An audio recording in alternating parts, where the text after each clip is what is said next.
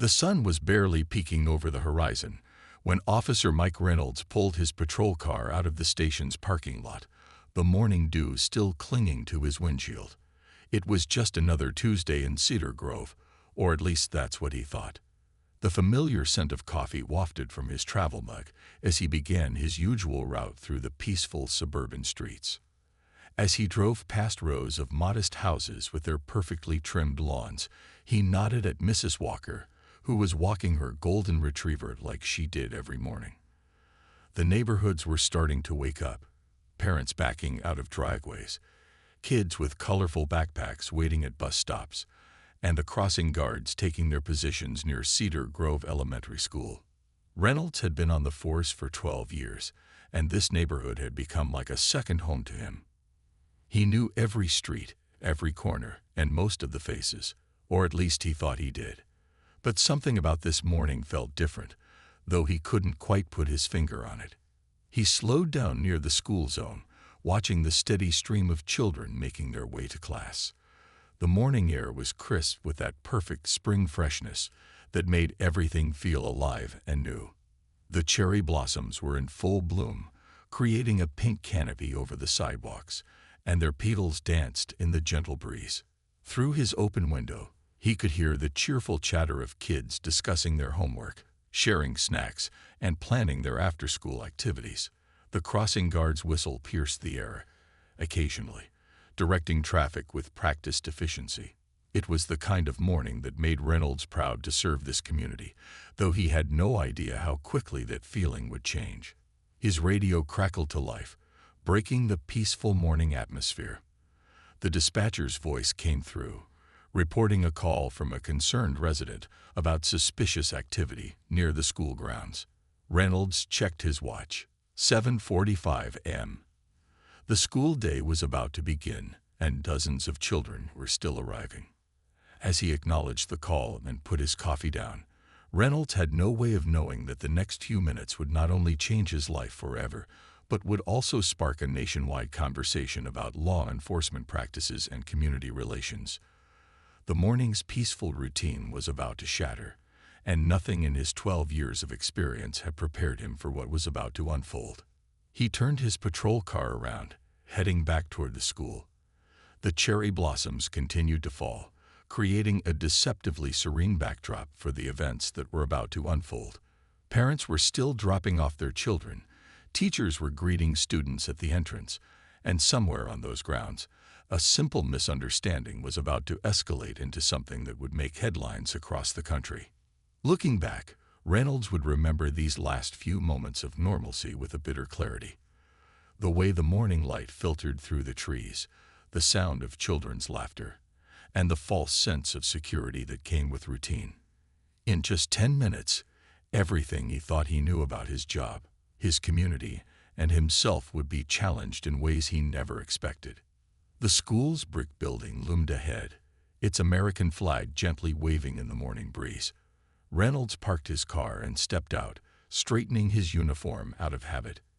He had no idea that every step he was about to take would be scrutinized by millions, and that this ordinary Tuesday morning would become anything but ordinary. Outside the school's main entrance, a small girl in a bright yellow dress stood near the flower garden, carefully examining the blooming daisies and tulips.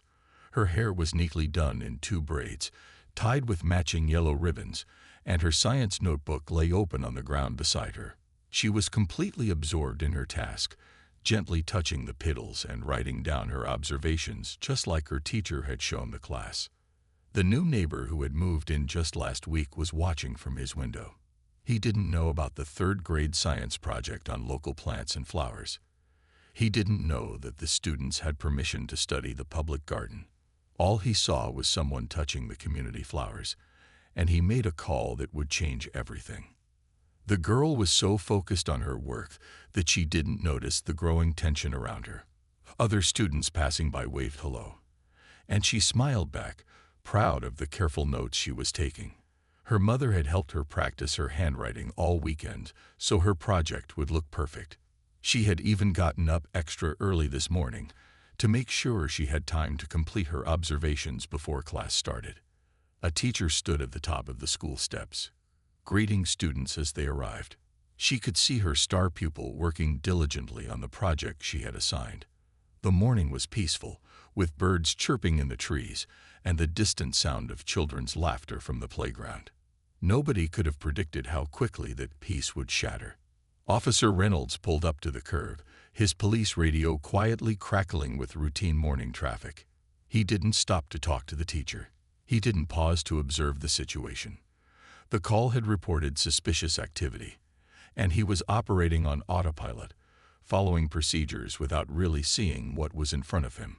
The little girl looked up from her notebook as the officer's shadow fell across her flowers. Her eyes widened with confusion and then fear as she saw his stern expression. She tried to explain about her science project, her small voice trembling as she pointed to her notebook with its carefully drawn pictures of flowers and neatly written observations. Parents who were dropping off their children began to slow down, sensing that something was wrong. The morning routine of hurried goodbyes and quick hugs paused as they watched the scene unfold. The teacher on the steps started moving toward them, waving her hands to get the officer's attention, trying to explain. But Officer Reynolds wasn't listening. Maybe it was the stress from his recent performance review. Maybe it was the argument he'd had with his supervisor yesterday. Whatever the reason, he wasn't seeing a third-grade student working on her science project. He wasn't seeing the yellow ribbons in her hair or the careful drawings in her notebook. Cell phones started appearing in parents' hands, recording what happened next. The little girl's notebook fell to the ground.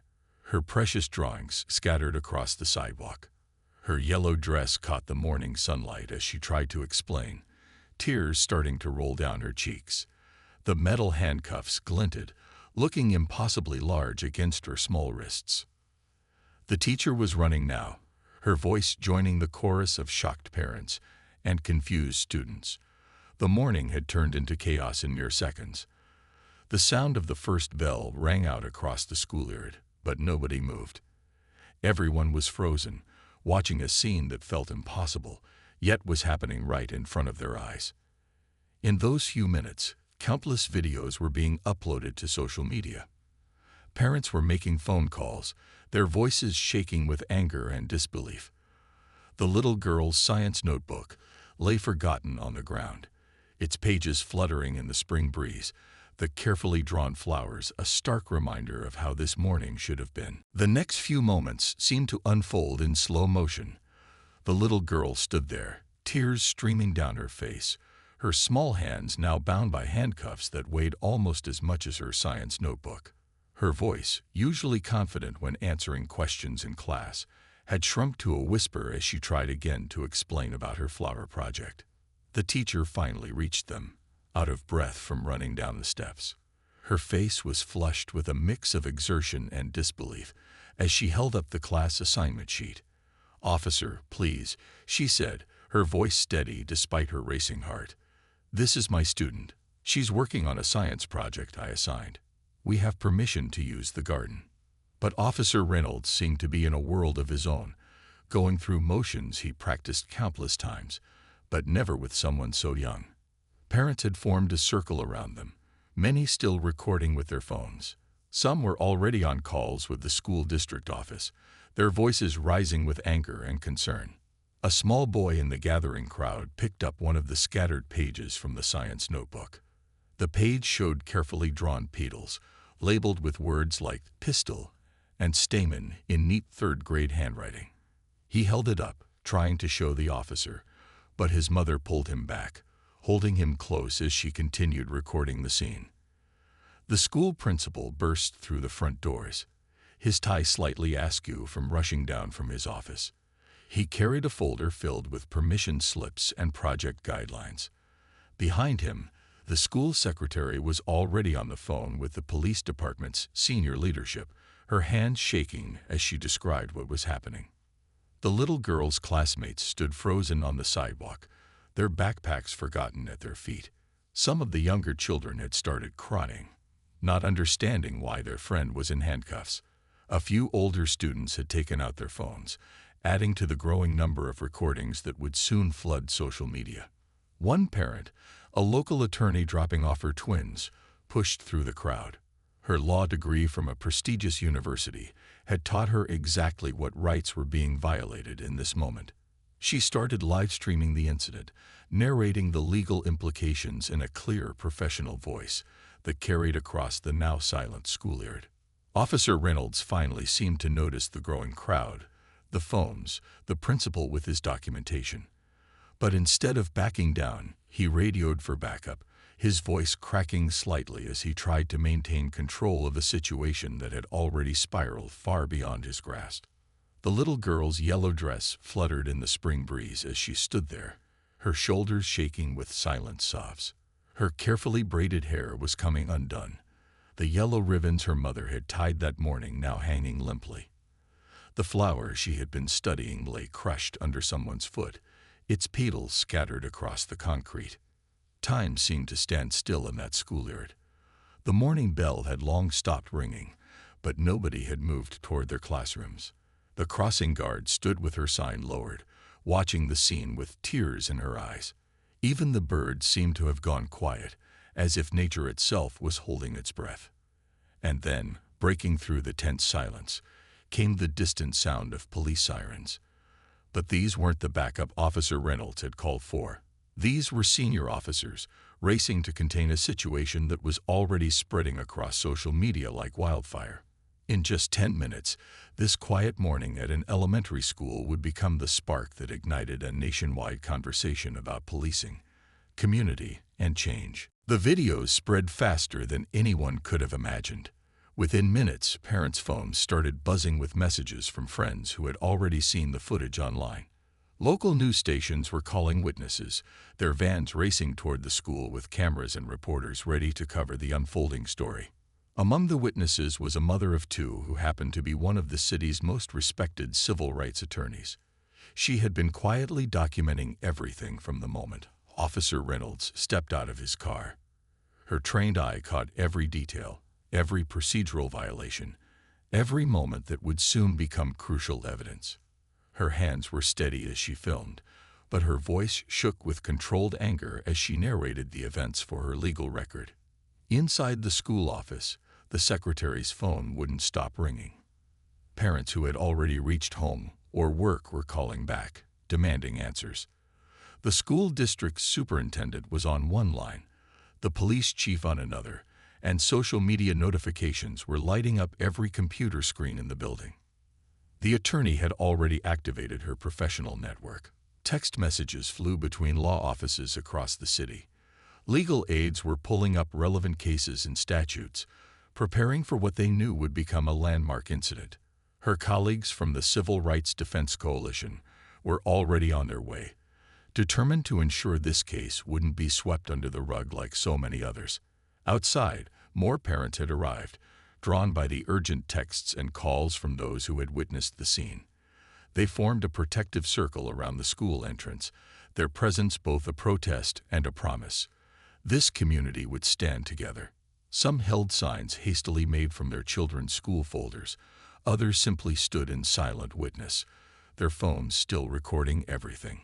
The local coffee shop across from the school had become an impromptu command center. The owner, who had watched the whole scene unfold from his window, was providing free coffee to shaken parents and printing out copies of witness statement forms on his old printer. His security cameras had captured everything from a different angle, and he was already saving the footage. News helicopters appeared in the sky, their distant rumble mixing with the sound of more police sirens. But these weren't regular patrol cars. These were senior officers, department heads, and police community relations specialists, all racing to contain a situation that had already exploded beyond their control. The attorney's phone buzzed with news notifications. The first major news networks had picked up the story. Hashtags were trending. A local civil rights organization had already announced an emergency community meeting for that evening. The incident was no longer just a local story. It was becoming a national conversation. In the school's front office, the principal was doing his best to maintain order while dealing with the crisis. He had the little girl's entire academic file spread out on his desk, her perfect attendance record, her glowing teacher recommendations, her science project proposal with all the proper permissions clearly signed and dated. Every document that proved how terribly wrong this situation was. The attorney's live stream had already been viewed by thousands. Comments and shares were pouring in from across the country. Civil rights leaders were issuing statements. Community organizers were mobilizing, and legal experts were weighing in on the clear violations of protocol and procedure. And somewhere in the middle of this growing storm, Officer Reynolds was about to learn just how quickly karma can strike when justice has thousands of witnesses and millions of defenders. His 10-minute mistake was about to become a catalyst for change that nobody in that quiet community could have predicted. The school principal's hands were shaking slightly as he gathered all the documentation. Years of organizing school files had prepared him for this moment, though he never thought he'd need to use these skills in such a situation. The science project guidelines, the garden permission forms, the class schedule, everything was perfectly in order. He rushed out of his office, papers clutched tightly to his chest. The hallways, usually bustling with children at this hour, were strangely quiet. Through classroom windows, he could see teachers doing their best to maintain normalcy, but their eyes kept drifting to the scene unfolding outside. The principal pulled out his phone as he walked, dialing a number he'd never thought he'd need to use. The direct line to the police department's senior leadership. His voice was firm and clear as he identified himself. "This is the principal at Cedar Grove Elementary. We have a situation that requires your immediate attention." Meanwhile, video clips of the incident were spreading like wildfire across social media platforms. The timestamps told the story. 7:52 a.m. First video uploaded. 7:54 a.m. First news outlet shares the story. 7:56 a.m. The clip goes viral. 7:58 a.m. National news organizations pick it up. In just 6 minutes, what happened at Cedar Grove Elementary had become a national story. The police chief was in the middle of a morning briefing when multiple phones in the room started buzzing simultaneously. As he watched the video, his face grew increasingly grave. He had worked hard to build community trust, and in less than 10 minutes, one officer's actions threatened to undo years of progress. Without hesitation, he canceled the rest of his meetings. "Get me everything we have on Officer Reynolds," he ordered, already putting on his jacket. "And I mean everything. His entire record, every complaint, every commendation. I want it all on my desk by the time I get back from the school." The department's public information officer was already fielding calls from reporters. Her phone lit up with notifications faster than she could clear them. Local news vans were double parked outside the police station, their satellite dishes reaching into the sky like metal trees. The chief's driver broke several speed records getting to Cedar Grove Elementary, though he was careful to obey every traffic law. They couldn't afford any more mistakes today. The chief spent the entire ride watching more videos of the incident, each angle showing something more disturbing than the last. Back at the school, parents were still arriving, drawn by texts and calls from other parents. The crowd had grown, but it wasn't chaotic. There was a sense of purpose, of community solidarity. People shared snacks and water bottles, made sure everyone was comfortable, and kept recording everything. The local coffee shop owner had set up an impromptu refreshment station on the sidewalk.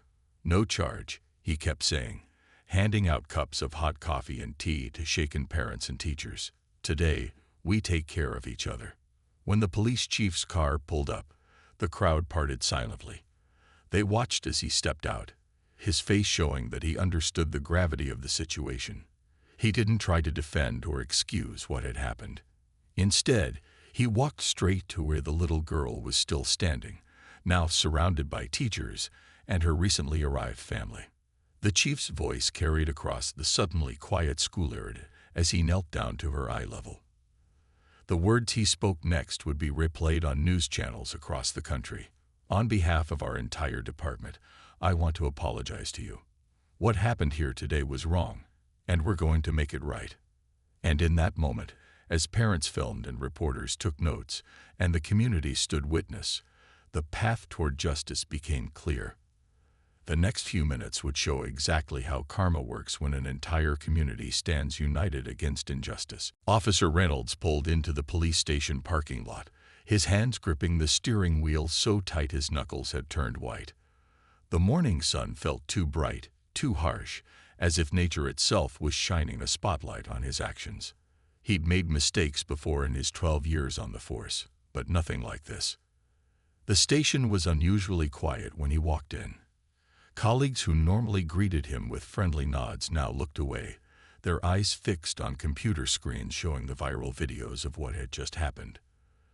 The clicks of keyboards and muffled phone conversations created an eerie backdrop to his walk of shame. His supervisor was waiting by his desk, face stern and posture rigid. "My office. Now." 2 words that carried the weight of a career about to change forever.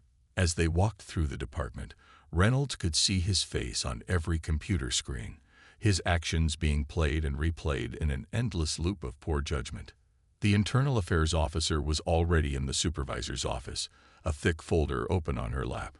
She didn't look up when they entered, too busy reviewing what appeared to be Reynolds' complete service record.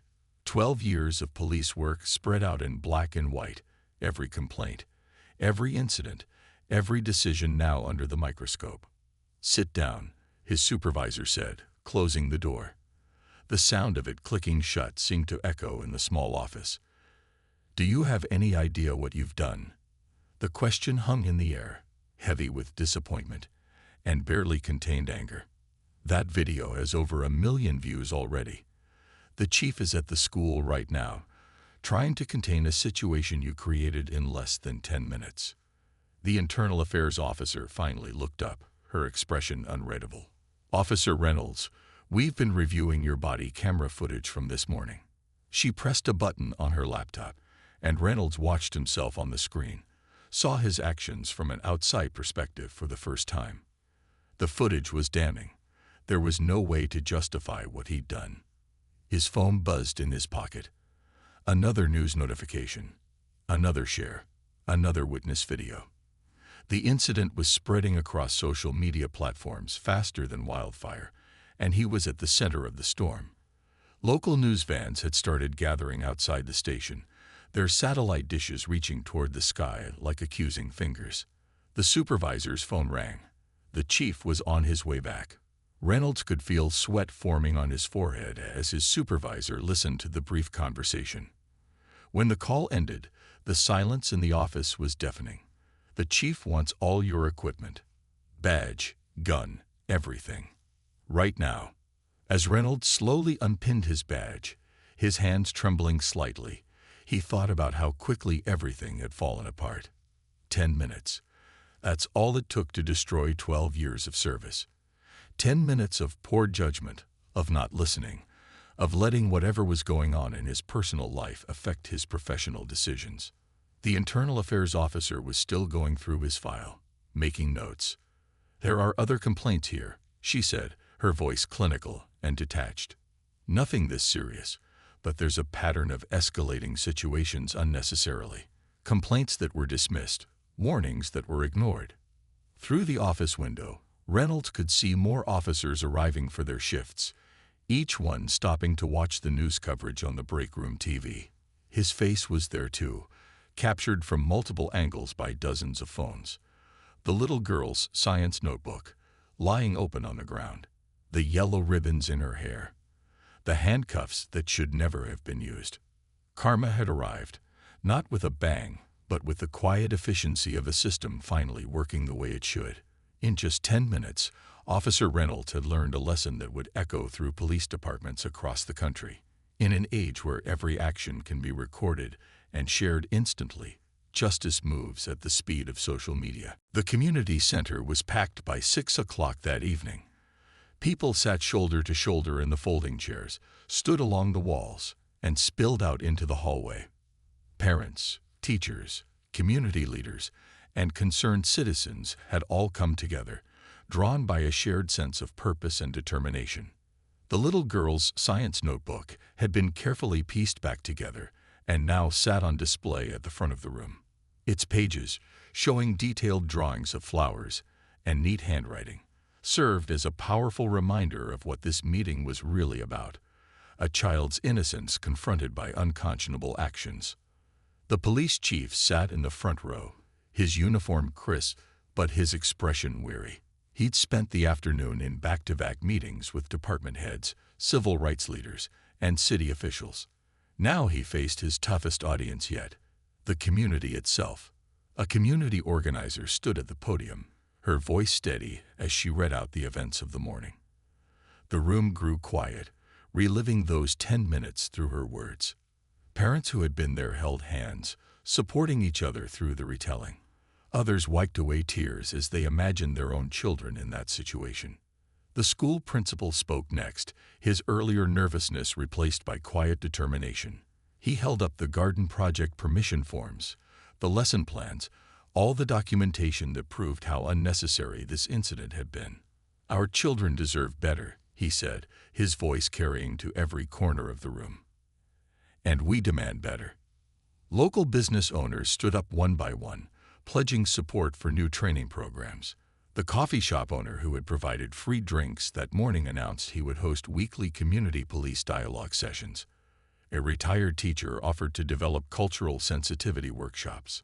Each announcement was met with applause, each solution building on the last. The civil rights attorney who had documented everything presented a clear, powerful plan for reform. Her words weren't angry but focused and determined. She outlined specific changes needed in police training, community engagement, and accountability measures. The police chief took notes, nodding at each point. A group of students from the middle school had prepared a presentation about their experiences and hopes for the future. Their young voices, clear and unafraid, moved many in the audience to tears. They spoke about wanting to trust the police, about feeling safe in their community, about their right to learn and grow without fear. Parents shared stories of having difficult conversations with their children after the incident. How do you explain such actions to a child? How do you restore their sense of safety? But they also shared stories of hope, how the community had come together, how quickly justice had moved, how change was already happening. The police chief finally stood to speak. He didn't make excuses or try to defend the department. Instead, he announced immediate changes: mandatory de-escalation training, regular community feedback sessions, a new youth engagement program. "What happened this morning ends now," he declared. "We serve this community, and we must do better." The meeting lasted well into the night, but nobody left early. Ideas were shared, plans were made, committees were formed. This wasn't just about one incident or one officer. It was about reshaping the relationship between law enforcement and the community they served. As people finally began to leave, many stopped to look at the science notebook one last time. Those carefully drawn flowers had become a symbol of something larger, of innocence that needed protecting, of changes that needed to happen, of a community that would stand together to ensure justice wasn't just a word, but an action. The next 48 hours moved at lightning speed. The police department's internal affairs unit worked around the clock, reviewing not just the morning's incident, but Officer Reynolds' entire career. Every complaint, every report, every piece of body camera footage was scrutinized under the harsh light of renewed attention. In the police chief's office, a team of investigators huddled around a conference table covered with documents. The body camera footage from that morning played on a large screen, showing every mistake, every violation of protocol, every moment where better judgment should have prevailed. The footage was damning. It showed Reynolds ignoring the teacher's attempts to explain. It captured him dismissing the clearly visible science project materials. Most troublingly, it revealed a pattern of escalation that went against every principle of community policing the department claimed to uphold. But the investigation didn't stop there. As they dug deeper into Reynolds' record, other incidents came to light. Complaints that had been dismissed too quickly, warning signs that had been overlooked, written reprimands that should have triggered closer supervision. The pattern was clear, and it painted a picture of a system that had failed its own standards. The civil rights attorney who had documented the incident sat in on several review meetings, Her laptop opened to a spreadsheet tracking similar incidents across the country. This isn't just about one officer, she kept reminding them. This is about changing the entire approach to community policing. By Wednesday afternoon, the department had completed its preliminary investigation. The police chief called an emergency press conference. The media room was packed. Local reporters shoulder to shoulder with national news crews, all cameras focused on the podium. The chief's announcement was brief but decisive. Officer Reynolds had been terminated, effective immediately. His badge and gun had already been surrendered. The department would cooperate fully with the ongoing civil rights investigation. But more importantly, systemic changes were already being implemented. The investigation had revealed gaps in training, failures in supervision, and weaknesses in the complaint review process. Each discovery led to a new policy, a new procedure, a new safeguard against future incidents. The chief outlined them all, his voice firm and unwavering. Meanwhile, at the Civilian Oversight Board, members were reviewing the department's entire approach to community policing. They had testimony from residents, data from similar incidents, and recommendations from experts across the country.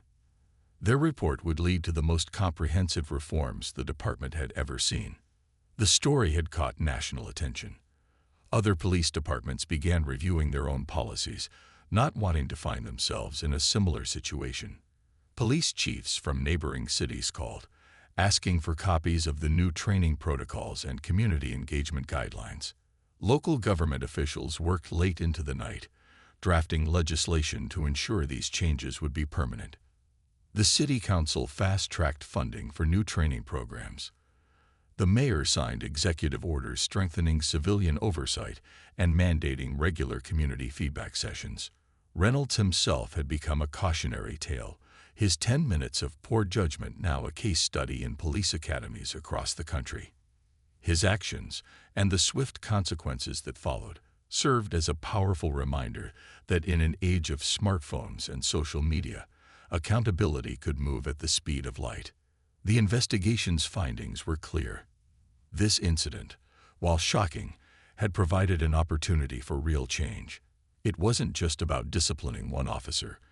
It was about rebuilding trust, reforming systems, and ensuring that law enforcement truly served and protected all members of the community, regardless of age or race. 6 months had passed since that spring morning at Cedar Grove Elementary.